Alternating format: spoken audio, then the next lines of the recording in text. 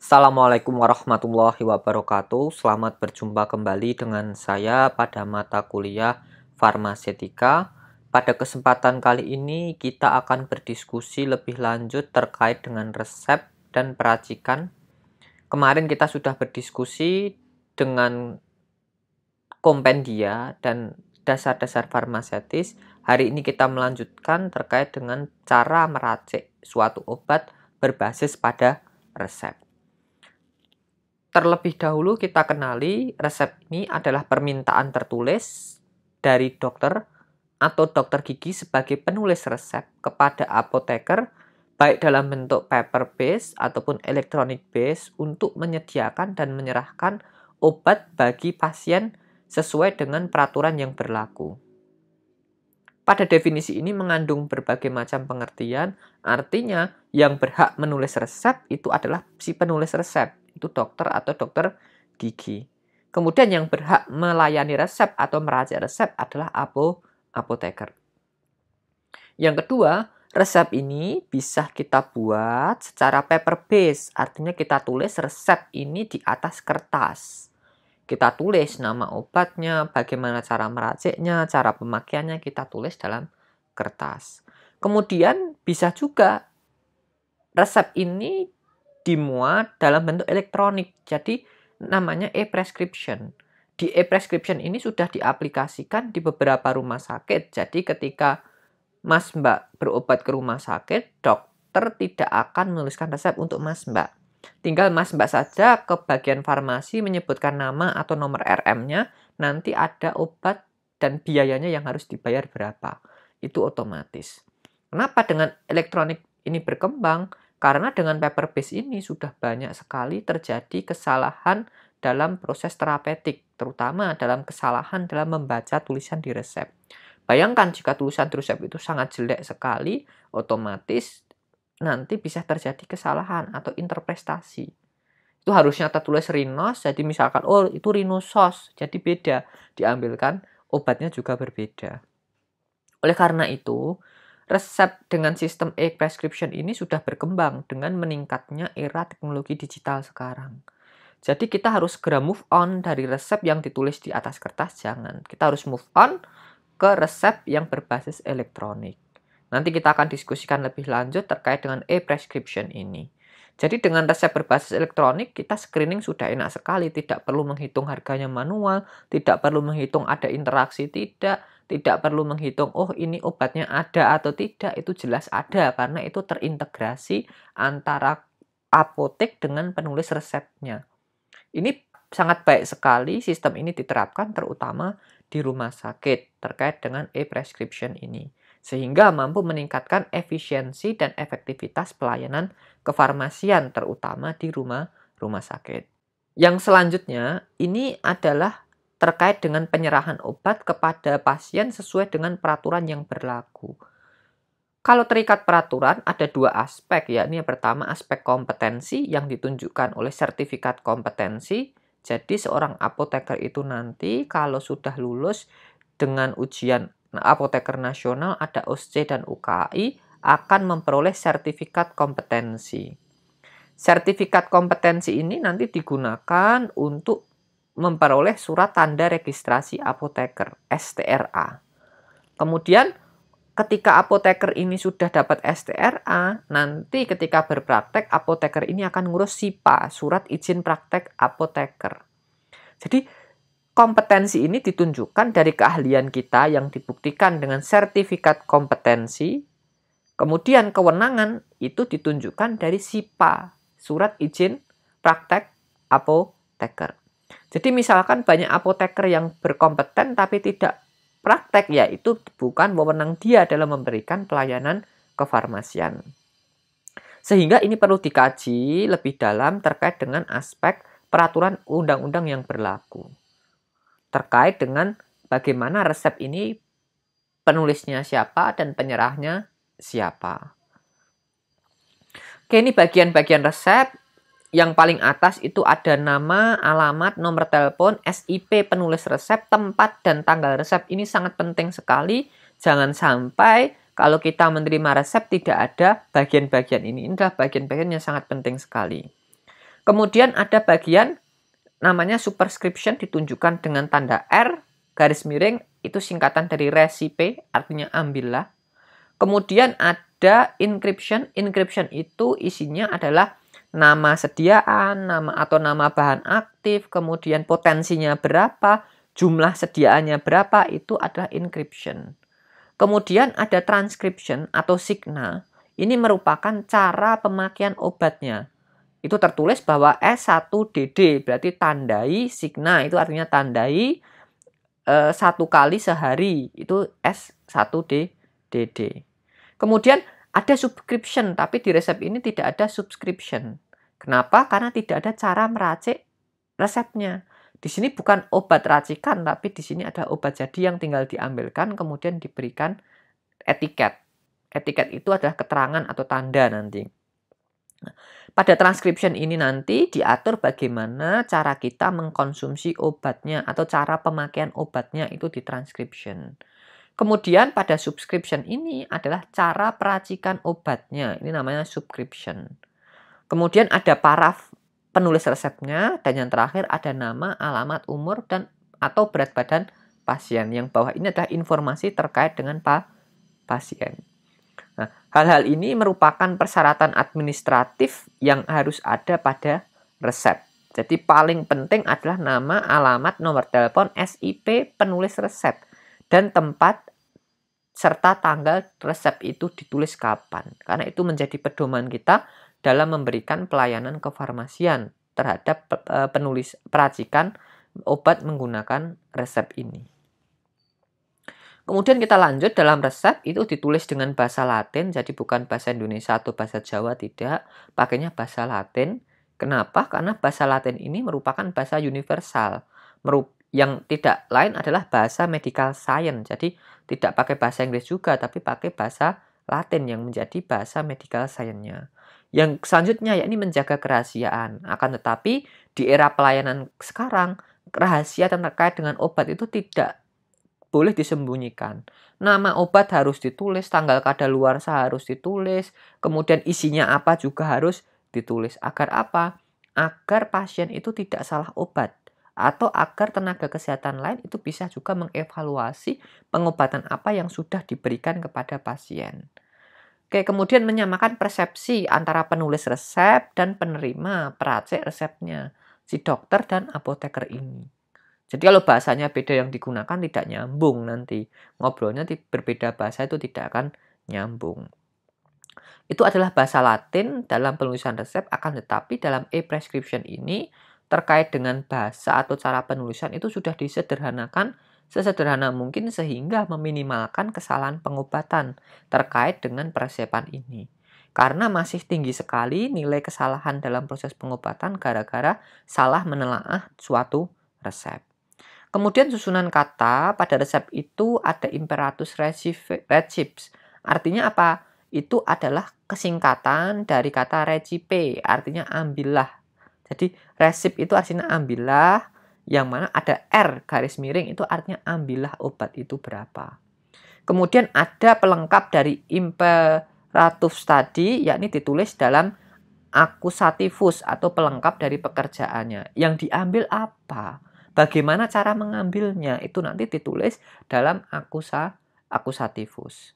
Itu terkait dengan konten bahasa Latin pada resep. Perlu diingat sekali lagi bahwa bahasa Latin ini sekarang dengan perkembangan zaman sudah bergeser polanya. Walaupun secara umum pedomannya masih dipakai, tapi sudah digeser dengan e-prescription ini. Agar apa? Agar tulisan-tulisan yang tidak bisa terbaca itu tidak bisa diminimalkan kesalahannya karena tulisan yang tidak bisa terbaca.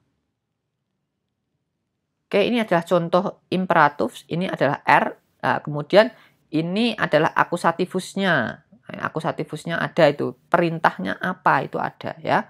Jadi MF pulveris datales dosis numero 10, MF itu misfak, jadi campur dan buatlah pulveris itu serbuk terbagi datales dosis sebanyak 10, berarti ini dikalikan 10. Satu puyer itu isinya 150 mg aminofilin, 15 mg efedrin, dan 15 mg luminal. Nah, Ini yang disebut dengan subscription. MF-PUF DTD nomor 10 ini adalah subscription. Bagaimana cara kita meracik obatnya. Kalau es terdidih pulveres itu tandai 3 kali sehari, 1 pulveres 1 serbuk terbagi, itu adalah transcription atau signalnya. Jadi perlu diingat bahwa sekarang modelnya tidak mengikat seperti ini. Nanti ketika Mas Mbak praktek di rumah sakit, modelnya pakai e-prescription. Artinya apa? Peresepan itu sudah terintegrasi berbasis sistem computerized. Jadi lebih efisien nanti dibandingkan dengan paper-based prescription. Oke, kemudian ada istilah dalam resep yang harus dipahami terlebih dahulu. Ini berhubungan dengan singkatan yang nantinya kalau ada singkatan ini itu harus disegerakan. Ada istilah urgent itu penting, ada statim itu cepat dikerjakan, ada cito dispensentur itu artinya hendak segera dibuat. Kalau PIM periculum in mora itu berbahaya bila ditunda. Jadi tingkatannya ada urgent, statim, cito, dan PIM. Kalau ada resep tulisannya PIM itu wajib didahulukan dibandingkan peracikan yang lainnya. Begitu juga ini ada tingkatannya ini harus disesuaikan dengan urgensi ketika kita meracik suatu resepnya. Jadi ada prioritas ketika suatu resep tertulis indikator terkait istilah-istilah ini. Oke, ini adalah jalur bagaimana resep itu diracik. Yang pertama jelas pasien itu akan datang dengan resep, tidak mungkin resep itu datang sendiri. Kemudian tugas kita ini adalah melakukan screening. Screening apa? Screening administratif terhadap resep tersebut. Apa yang dilakukan di screening administratif? Kita memeriksa terkait dengan komponen-komponen dalam resep tersebut, terutama yang berkaitan dari aspek legalitas. Misalkan nama penulis resep, kemudian alamat penulis resep, kemudian nomor telepon, dan yang paling penting adalah SIP dari penulis resep. Ini paling penting. Kenapa paling penting SIP? Karena itu adalah yang berkaitan dengan kewenangan. Jadi misalkan tanggal kewenangannya sudah habis, ya tidak boleh menulis resep walaupun dia berkompeten. Jadi dia harus memperbarui izinnya.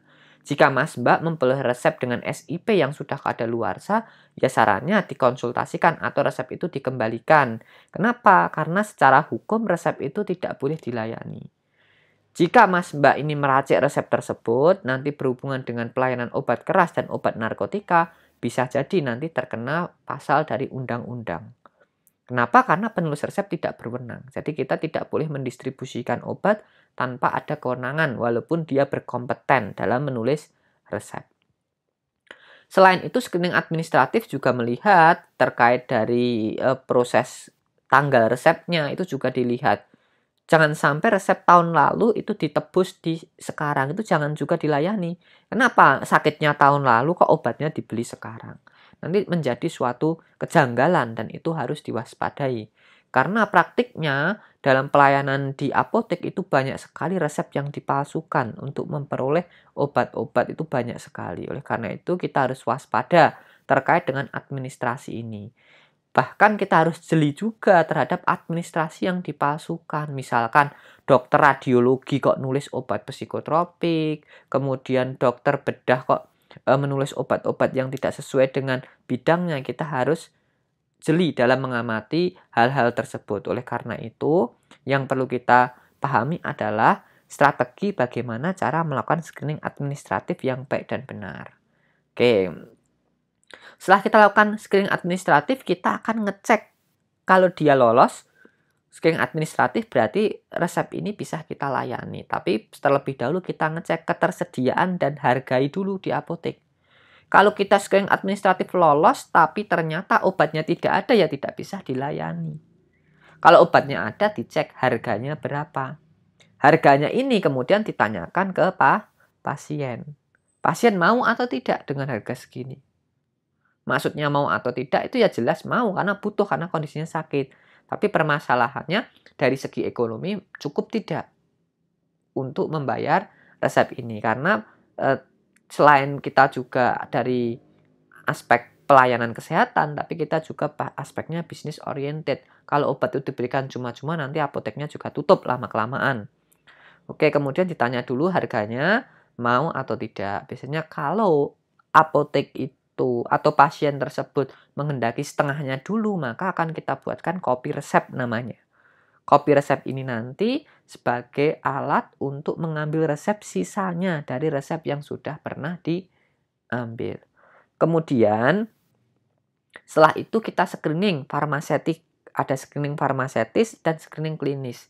Farmasetis itu kita lihat bentuk sediaannya. Jadi screening farmasetika itu kita lihat sediaannya. Ada interaksi tidak. Sediaan A ditambah sediaan B bisa bercampur atau tidak. Kemudian screening klinis. Ada efek sampingnya tidak. Ada interaksi tidak antara obat satu dicampur dengan obat yang lainnya. Karena meminum obat sendiri-sendiri dan bareng itu efeknya juga bisa jadi berbeda. Kemudian baru kita racik dan kita lakukan pengecekan. Jadi dicek dulu sebelum diserahkan ke pasien. Setelah itu kita serahkan ke pasien dengan informasi obat. Itu langkah pelayanan resep. Akan tetapi pada farmasetika 1 ini kita akan mengenal terlebih dahulu bagaimana cara screening administratif sama screening farmasetis serta peracikan dasar. Kita tidak menghitung harga karena Mas Mbak belum diajari cara menghitung harga. Kita belum screening secara klinis karena Mas Mbak juga belum diajari bagaimana cara screening secara klinis ini. Kemudian saya lanjutkan terkait dengan screening resep. Ini adalah screening administratif yang pertama. Ini meliputi kelengkapan resep secara administratif. Yang tadi saya sebutkan adalah nama penulis resep, kemudian alamat penulis resep, nomor telepon jangan lupa. Nanti ketika kita ada permasalahan terkait dengan resep, kita bisa kontak dengan si penulis resep. Kemudian SIP itu adalah paling penting. SIP dan tanggal penulisan resep itu harus dilihat dengan seksama. Begitu juga dengan kotanya.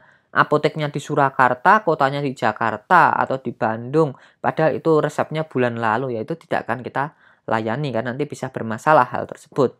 Nah, oleh karena itu terkait dengan aspek legalitas ini di screening administratif harus benar-benar dicek dengan seksama. Agar apa? Agar resep yang diberikan itu benar-benar terjamin otentifikasinya dan terjamin originalitasnya.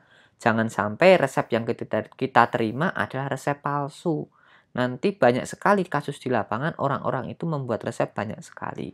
Oke, itu terkait dengan screening administratif, terutama nomor telepon, nama dokter, alamat dokter, SIP, dan tanggal penulisan resep, serta tanda tangan dokternya. Itu penting.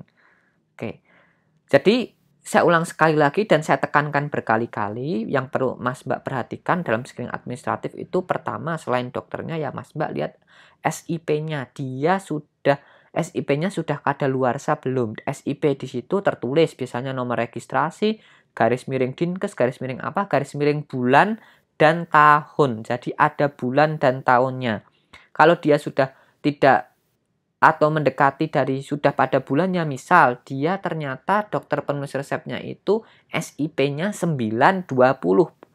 Artinya dia sampai 920. Nah, SIP ini berarti bisa berlaku 5 tahun lagi. Oh, ditambah 5 berarti masih bisa. Kalau SIP-nya ini sudah kadaluarsa, berarti nanti kita tidak bisa menggunakan resep ini diracik. Jadi SIP itu ada bulan dan tahun dikeluarkan berlaku 5 tahun. Jadi misalkan 2018 tulisannya berarti bisa digunakan sampai 2023. Kalau 2014 berarti bisa digunakan sampai 2019. Nah, ini yang perlu menjadi pedoman mas-mas dan mbak-mbak dalam pelayanan resep itu harus garis bawahi bahwa SIP ini sangat penting sekali karena ini aspek legal dalam kita memberikan pelayanan resep kepada pasien. Begitu juga dengan tanggal penulisan resep dan kota penulisan resep. Jangan sampai kota sama alamat dokternya itu berbeda, itu sangat fatal sekali. Itu banyak sekali kasus terjadi, maka ini harus jeli dalam screening administratif resep. Pertanyaannya kalau tidak lolos screening administratif bagaimana? Ya kita kembalikan resep itu ke pasiennya. kita tidak bisa langsung komunikasi ke dokternya. Mungkin saja dokternya itu adalah dokter yang palsu atau bagaimana. Itu ada namanya conflict of interest. Istilahnya ada kong kaling kong, artinya dokter penulis resep dan orangnya juga bisa. Karena screening administratif itu adalah hak prerogatif bagi seorang apoteker untuk menerima atau menolak resep tersebut. Oke, kemudian saya lanjutkan pada screening yang kedua, yakni screening farmaseutis. Pada screening farmaseutis ini kita kaji resep serta kajian secara farmaseutisnya, yakni terkait bentuk sediaan, kompatibilitas, stabilitas dari suatu bahan aktif. Jadi ceritanya begini, ketika kita membuat suatu sediaan, kita tulis dalam resep, sediaannya bentuknya apa? Kita cek dulu, ada nggak bentuk sediaannya? Kemudian itu butuh nggak diracik? Diracik itu berarti ada proses mengubah bentuk sediaan. Itu namanya proses peracikan. Nah, ada proses penyiapan itu tinggal mengambil saja. Jadi peracikan, compounding, itu ada compounding seperti kita menggerus, kemudian meracik dan mengubah bentuk sediaan. Ada juga dengan proses penyiapan. Jadi compounding itu ada 2 tipe. Kemudian bisa juga kita lakukan ngecek kompatibilitas antara satu bahan ini dengan bahan yang lain tuh ada interaksi tidak. Interaksi itu adalah suatu peristiwa di mana bahan A dan bahan B itu saling mempengaruhi antara satu bahan dengan bahan yang lainnya. Sehingga bisa juga bahan A ini merusak bahan B atau bahan B merusak bahan A. Atau bahan A ini menurunkan efek bahan B dan sebaliknya. Atau interaksi ini tidak menurunkan efek tapi mengubah warna. Ini biasanya akan mengubah keterimaan pasien. Harusnya tadi diminum hari pertama warna putih, kok setelah disimpan 3 hari warnanya jadi kuning atau warnanya jadi hijau. Pasien akan takut meminumnya karena terjadi perubahan secara fisik. Biasanya perubahan fisika itu pasti didahului dengan perubahan kimia. Oleh karena itu, aspek kompatibilitas ini juga perlu kita cek apakah bahan kita itu berinteraksi dengan bahan yang lainnya. Kemudian kita cek juga stabilitas terkait dia stabil atau tidak. Stabilitas itu, yang dikatakan stabil itu adalah sediaan atau bahan obat itu tidak berubah dari awal sampai akhir, itu namanya stabil. Jadi aspek stabilitas itu kita harus cek. Oh, sediaan ini berubah tidak ketika kita berikan ke pasien. Kalau sediaannya berubah berarti dia tidak stabil. Kalau dia tidak berubah berarti sediaan ini adalah sediaan yang stabil. Aspek kompatibilitas dan stabilitas nanti kita akan diskusikan lebih lanjut dan lebih dalam di Farmaseutika 2. Kemudian screening klinis yakni terkait dengan interaksi obat, dosis, efek samping, kemudian reaksi obat tidak diinginkan, kemudian efek antagonisme, efek sinergisme, dan yang lainnya. Screening klinis ini nanti berkaitan dengan efek terapeutik pada suatu obat.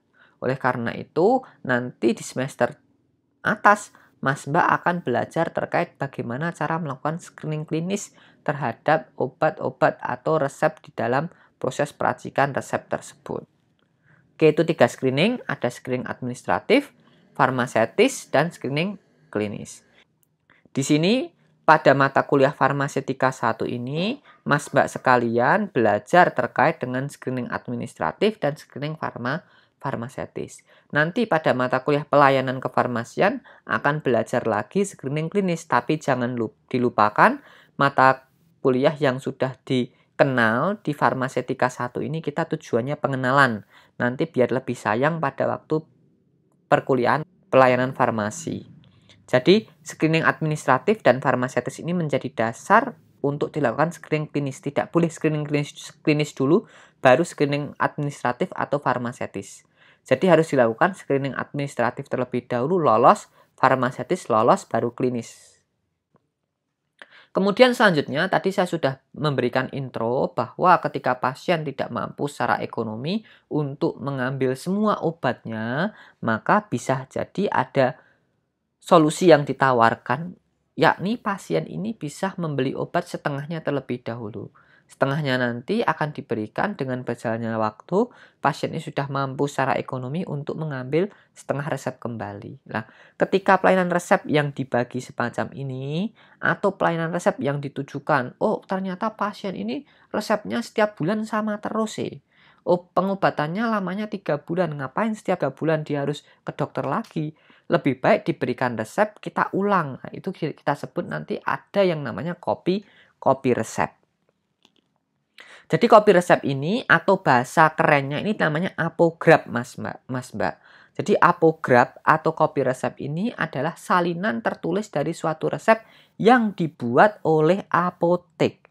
Jadi kopi resep ini adalah salinan resep tertulis yang dibuat oleh apotek. Ketika apotek ini melakukan pelayanan kefarmasian dalam bentuk resep. Jadi kopi resep atau apograf ini nanti yang membuat adalah apotek sekali lagi. Nah, komponen apa dalam kopi resep? Yang pertama jelas nama dan alamat apoteknya itu harus jelas. Yang kedua, surat izin apoteknya, SIA-nya ini kapan? Karena SIA ini sekali lagi ini adalah aspek legalitas dari apotek tersebut berdiri, ada SIA-nya. Kemudian alamat, kemudian nomor telepon dari apotek. Kemudian tulis nama apotekernya siapa. SIPA-nya, nomornya ditulis. Jangan sampai SIPA-nya ini juga sudah kadaluarsa. Kalau perlu STRA-nya ini juga ditulis. Jadi ada SIPA, ada STRA. SIPA itu surat izin praktek apoteker. Kemudian STRA itu surat tanda registrasi apoteker, berlaku selama 5 tahun. Jadi untuk STRA itu yang mengeluarkan KFN, Komite Farmasi Nasional. Kemudian SIPA ini yang mengeluarkan adalah Dinas Kesehatan Kota atau Kabupaten. Jadi SIPA ini terikat dengan tempat kerja kita melakukan praktik kefarmasian. Tapi kalau STRA ini terikat pada kompetensi kita. Itu kalau kita berkompeten, itu kita pasti memiliki surat tanda registrasi apoteker. Kalau tidak berkompeten atau tidak memiliki kewenangan kompetensi, dia tidak memiliki STRA.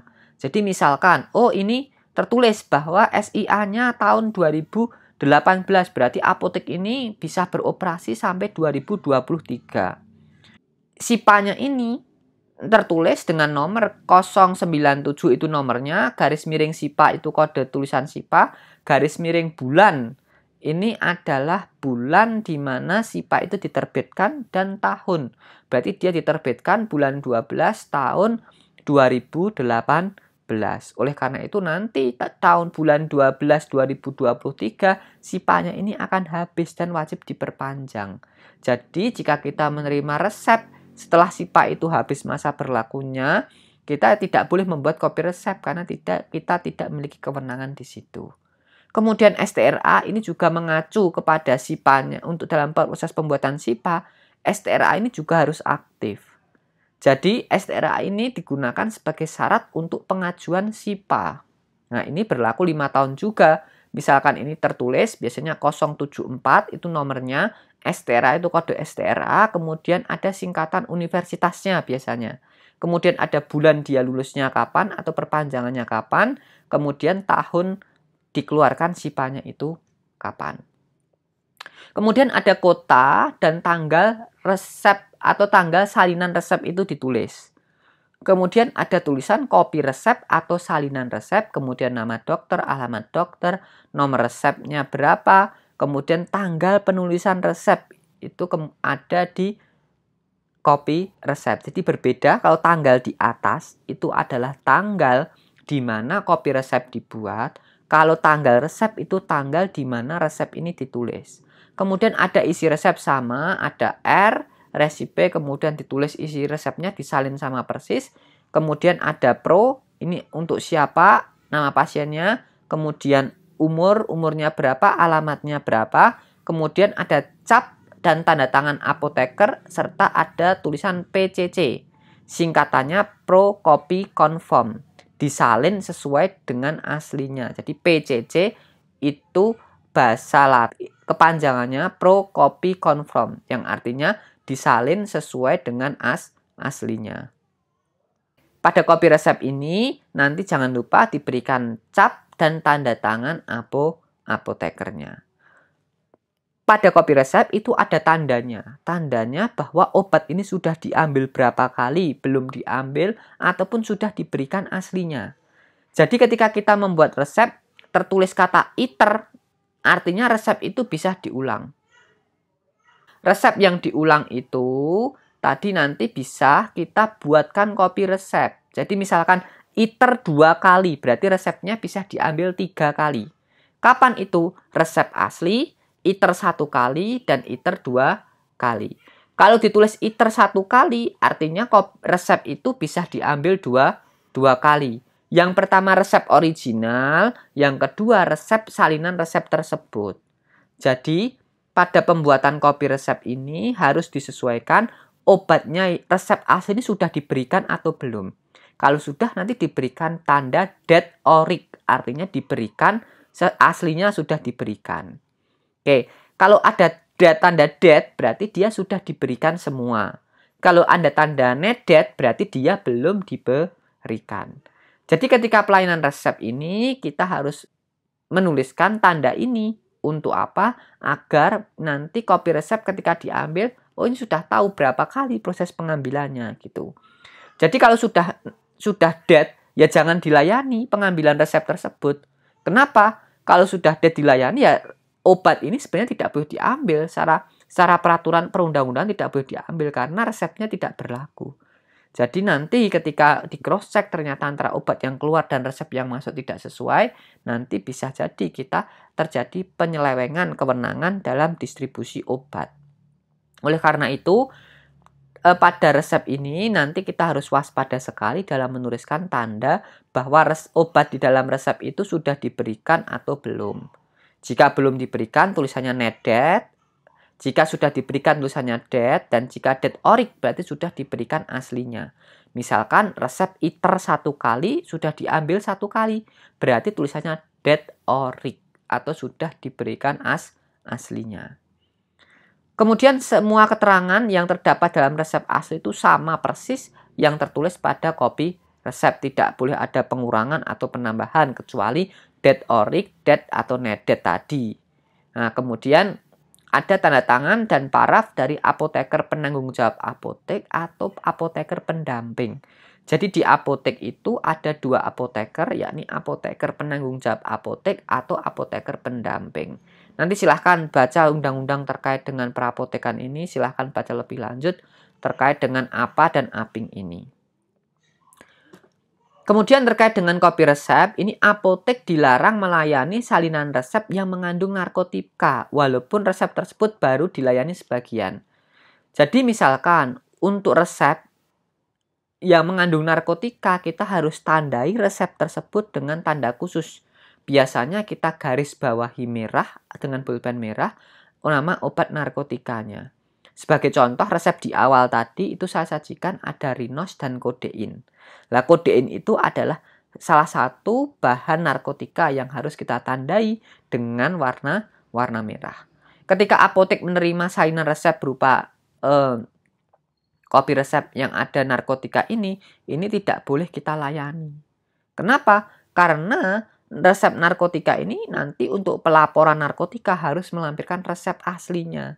Jadi, untuk pasien yang menebus obat golongan narkotika, kemudian diambil sebagiannya, kemudian diberikan salinan resep tersebut hanya boleh digunakan pada apotek yang memiliki resep aslinya. Jadi hanya dilayani ketika apotek ini memiliki resep aslinya. Karena pelayanan narkotika dan psikotropika itu sangat ketat sekali dilaporkan dalam sistem yang namanya SINAP. Setiap apotek itu setiap bulannya itu akan melaporkan penggunaan narkotika dan psikotropika yang ada di apotek tersebut. Jika terjadi kesalahan, ya nanti apotekernya yang dipanggil otomatis karena dia sebagai penanggung jawab apotek.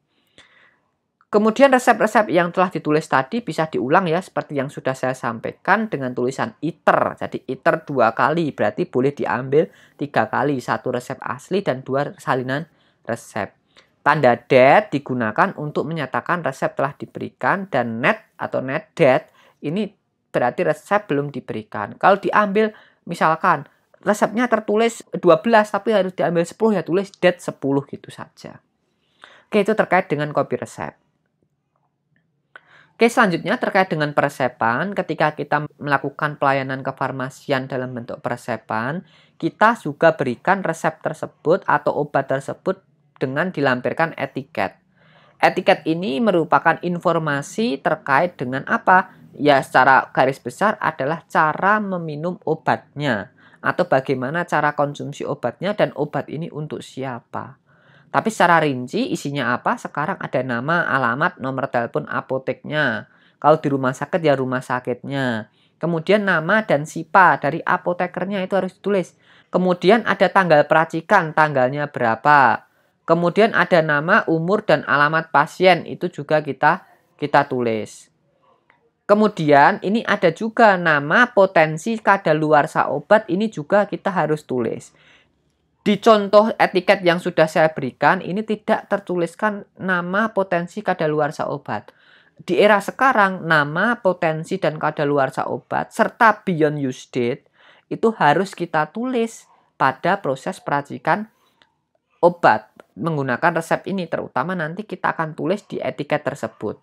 Untuk apa? Tujuannya agar tidak terjadi kesalahan terapeutik dalam proses pelayanan kefarmasian.